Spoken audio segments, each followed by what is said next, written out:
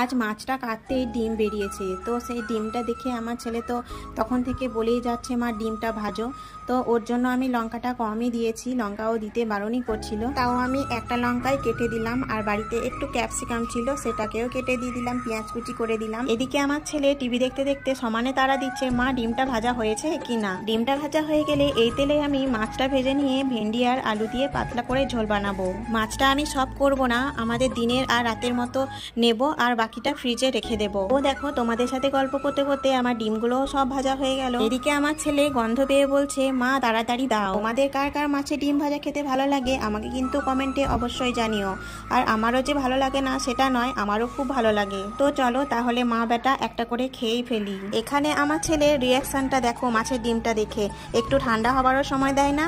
আমরা খেতে থাকি আর তোমরা ততক্ষণে তোমাদের সুন্দর আঙুলটা দিয়ে একটা লাইক করে দিও আর প্লিজ প্লিজ সাবস্ক্রাইব করে দিও। আর হ্যাঁ, আমার এই ছোট্ট ছোট্ট মিনি ব্লগগুলো তোমাদের কেমন লাগে সেটা কিন্তু কমেন্টে জানাতে ভুলো না। আজকের ভিডিওটা এই পর্যন্ত, সবাই সুস্থ থেকো, ভালো থেকো, টাটা।